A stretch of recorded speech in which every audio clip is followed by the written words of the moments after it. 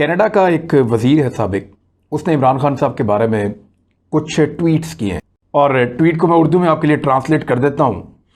ये आदमी सरासर धोखेबाज और झूठा है, जिसके पास कोई ऐसी सलाहियत नहीं है जिसका ये दावेदार है।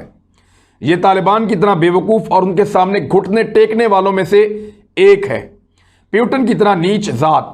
ये सख्त पाबंदियों का मुस्तहिक है, जिसके ऊपर एक दिन मुकदमात की एक फहरिस्त होगी आलमी सतह पे। अगर आप इसके ताल्लुकात का जायजा लें तो अफगान हुकूमत के साथ इसके बड़े अच्छे ताल्लुकात हैं और नरेंद्र मोदी के साथ इसने अपने जाती प्रोफाइल पे फोटो लगाई हुई है। कि ना तो वहाँ कनाडा की सरकार इस पर कुछ कर सकती है, ना पाकिस्तान की सरकार कुछ कर सकती है।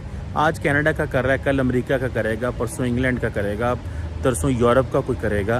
When it comes to Pakistan policy towards Afghanistan, ये एक बहुत बहुत बड़ा प्रॉब्लम है।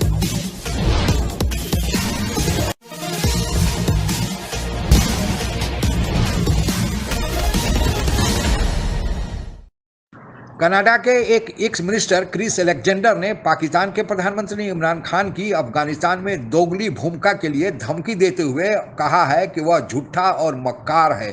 इससे पूरे पाकिस्तान में हंगामा खड़ा हो गया है। पाकिस्तानी मीडिया इसका भी दोष भारत के ही सर मढ़ रही है और कहा जा रहा है कि वह मंत्री भारत के प्रधानमंत्री नरेंद्र मोदी का यार है। क्या है पूरा मामला, आइए आगे समझते हैं। कनाडा का एक वज़ीर है साबिक, उसने इमरान खान साहब के बारे में कुछ ट्वीट्स किए हैं। अब ये ट्वीट उन्होंने किया इमरान खान साहब के बारे में और ट्वीट को मैं उर्दू में आपके लिए ट्रांसलेट कर देता हूं।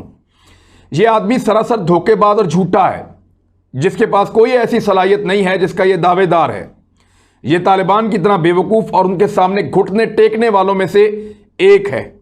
प्यूटन की तरह नीच ज़ात। ये सख्त पाबंदियों का मुस्तहिक है, जिसके ऊपर एक दिन मुकदमात की एक फहरिस्त होगी आलमी सतह पे। ये ट्वीट किया है इस शख्स ने, क्रिस अलेक्जेंडर ने।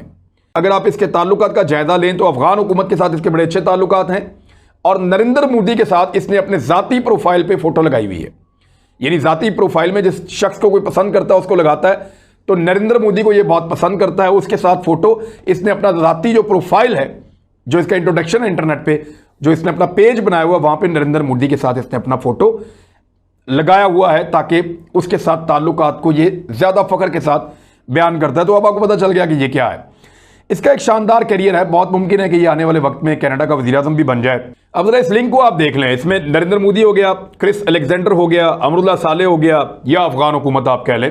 फिर पाकिस्तान में भी इस तरह के बहुत सारे हैं, मोहसिन दावत टाइप और पीटीएम, ये भी साथ उसी चरबे का हिस्सा है। तो ये एक अंजुमन सताइश बाहमी एक बनी हुई है और ये मिलकर काम करते हैं, लेकिन ऑर्गेनाइज कितने आप ये देखें। और ये पाकिस्तान के लिए खतरनाक है। ये आदमी कुछ भी बन सकता है, कल को प्राइम मिनिस्टर हो सकता है कनाडा का। और एक ऐसा आदमी जो पाकिस्तान के बारे में एक मखसूस राय रखता है और उस राय के साथ वो कनाडा का जैसे अहम मुल्क का प्राइम मिनिस्टर बनता है, तो पाकिस्तान के लिए मुश्किलात और बढ़ेंगी। ये हर उस प्रोपेगेंडे की तरफ जाएगा जो पाकिस्तान के खिलाफ हो रहा होगा, क्योंकि इंडिया ने इसके ऊपर इन्वेस्ट किया है, अफगानिस्तान ने इसके ऊपर इन्वेस्ट किया है और जितना अरसा ये वहां रहा, इसके इंडियंस के साथ मेल मिलाप बड़े शानदार रहे हैं। अब इस बंदे के बारे में, यानी पाकिस्तान के पास ऐसे कितने लोग हैं, एक बड़ा सवाल है ना। हम कब तक डिनाइल में रहेंगे, कब तक ये कहेंगे जी ये बात गलत कर रहा है, वो बात गलत कर रहा है, वो बात गलत कर रहा है। हमारे लिए बात करने के लिए लोग मौजूद क्यों नहीं है? ना यूरोपियन पार्लियामेंट में बहुत कम है, हमने इन्वेस्ट ही नहीं किया हुआ, काम ही नहीं किया हुआ। ना हमारे पास कनाडा में, ना अमेरिका में, ना यूरोप में, हमारे यूरोपीय यूनियन में नहीं। अब इस किस्म की तस्वीरें और इस किस्म के ट्वीट्स के बाद पाकिस्तान का जो मौक़िफ़ है वो दुनिया के अंदर कमज़ोर पड़ता है। देखिए, पाकिस्तान में आप इस बात की परवाह ना करें, लेकिन दुनिया में ऐसा होता है। पाकिस्तानियों को विजिलेंट रहते हुए, ज़्यादा मेहनत करते हुए इन चीज़ों को टैकल करना होगा। इन आवाज़ों के खिलाफ अपनी एक मौसर और बेहतर आवाज़ पैदा करनी होगी, तभी दुनिया इस बात को मानेगी कि ना सिर्फ ये एक जिम्मेदार मुल्क है, बल्कि ये मुल्क अपनी जिम्मेदारी का मुजाहरा करते हुए अफगानिस्तान के अंदर अमन लेकर आना चाहता है। दुनिया उसको कैसे देख रही है? ऐसे जैसे रोजाना यहां से हम बहुत सारे हथियारों के साथ लेस करके तालिबान को ट्रेनिंग देके अफगानिस्तान भेजते हैं, वो जाके अफगान फौजियों को मारते हैं।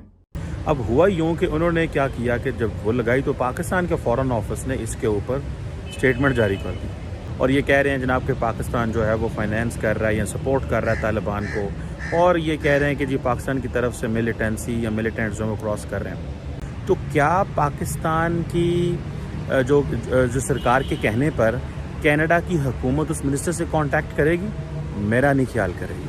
पहली बात, freedom of expression, free speech, free media, freedom of social media, ये सारी की सारी लोग वो कहते हैं जी हमारा हक है, हम जो मर्जी बोलें। अब अच्छा, यहाँ पे आके क्या होगा कि ना तो वहाँ कनाडा की सरकार इस पर कुछ कर सकती है, ना पाकिस्तान की सरकार कुछ कर सकती है, लेकिन उस शख्स को जो क्रिस अलेक्जेंडर साहब हैं उनको अहमियत मिल गई, और अहमियत मिली एट द एक्सपेंस ऑफ हमारी जो डिप्लोमेसी है उसकी कमज़ोरी की वजह से। तो इनको क्या करना है? आज कनाडा का कर रहा है, कल अमेरिका का करेगा, परसों इंग्लैंड का करेगा, तरसों यूरोप का कोई करेगा। हमें क्या करना चाहिए? मेरा ख्याल है पाकिस्तान को अपनी जो कैंपेन है उसको थोड़ा ऑफेंसिव करना चाहिए। तो मेरा ख्याल है कि हम अपना मैसेज ठीक दुनिया को नहीं दे रहे, और मैसेज ठीक ना देने का जो मैं वजह समझता हूँ वो ये है कि एक तो पाकिस्तान की जो पॉलिटिकल लीडरशिप है वो डिवाइडेड है। वो धड़े या वो sections of the political leadership in Pakistan which are ethnically Pashtun, they do not support the state, वो रियासत की सपोर्ट नहीं करते when it comes to Pakistan's policy towards Afghanistan।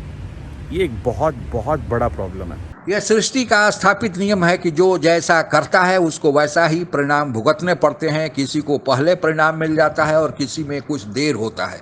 आप लोगों को ज्ञात ही होगा कि पिछले समय जब भारत में किसान आंदोलन चल रहा था तो कनाडा के ही एक मंत्री ने ट्वीट किया था, और उस ट्वीट में भारत के प्रधानमंत्री नरेंद्र मोदी से उस कनाडा के मंत्री ने आग्रह किया था कि भारत के किसानों की जो डिमांड है उस पर वह सहानुभूतिपूर्वक और जल्दी विचार करे। हालांकि यह ट्वीट मात्र आग्रह था, लेकिन पाकिस्तानी मीडिया ने इसको इतना बढ़ा चढ़ाकर पेश किया, इसको लेकर इतना बवाल मचाया कि लगता था कि कनाडा और भारत के बीच कभी भी युद्ध हो सकता है। अब उसी कनाडा से पाकिस्तान के प्रधानमंत्री इमरान खान के खिलाफ एक ट्वीट आया है, और वह भी एक एक्स मिनिस्टर द्वारा किया गया है। अब पाकिस्तान की बोलती बंद है, और वह ट्वीट मात्र आग्रह नहीं है या कोई सुझाव नहीं है, बल्कि इस ट्वीट में इतनी गंदी भाषा का उपयोग पाकिस्तान के प्रधानमंत्री इमरान खान के खिलाफ किया गया है कि जिसका हवाला देना भी उचित नहीं लगता है। हालांकि इसका हवाला वीडियो में आप सुन चुके होंगे कि उनको गलीज, झूठा और मकार कहा गया है, और यह भी कहा गया है कि वह दोगली नीति का पालन करते हैं। उदाहरण के लिए वो में कहा गया है कि पाकिस्तान के प्रधानमंत्री इमरान खान यह कहते हैं कि उनको अफगानिस्तान में न तो तालिबानियों से कोई लेना देना है और न ही वहाँ की चुनी हुई अफसरगनी की सरकार से लेना देना नहीं है। जो भी सरकार में आएगा वे उसका समर्थन करेंगे, लेकिन चुपके चुपके वे तालिबानियों की मदद के लिए अपने यहाँ से जिहादियों को भेज रहे हैं। यह भी खबरें आ रही हैं, हालांकि इसकी पुष्टि किसी इंडिपेंडेंट स्रोत से नहीं हुई है, कि पाकिस्तान अपने सेना के कुछ एक्सपर्ट जवानों को भी तालिबानियों की मदद के लिए भेजा हुआ है। यह दोगली नीति, इससे बड़ा और कौन प्रमाण हो सकता है? इसी को रेखांकित करते हुए कनाडा के एक्स मिनिस्टर ने जब पाकिस्तान के खिलाफ बोला है तो पाकिस्तान के लोगों में मिर्ची लगी है, वहाँ पर बवाल मचा हुआ है। पाकिस्तान को चाहिए कि वह अपने मामले में दे, अपने घर के भीतर देखे और सब चीज़ ठीक करे, न कि दूसरे के मामले में दखल दे। अगर दूसरे के मामले में दखल देगा तो उसे इसी प्रकार के ट्वीट का, इसी प्रकार के परिणाम की अपेक्षा भी करनी चाहिए थी, पड़ेगी। आज के लिए बस इतना ही। आप अगर हमसे जुड़ा रहना चाहते हैं तो कृपया मेरे चैनल को सब्सक्राइब करें तथा बेल आइकन भी दबा दें, ताकि नई वीडियो की जानकारी तुरंत आप तक पहुंच जाए। धन्यवाद। जय हिंद।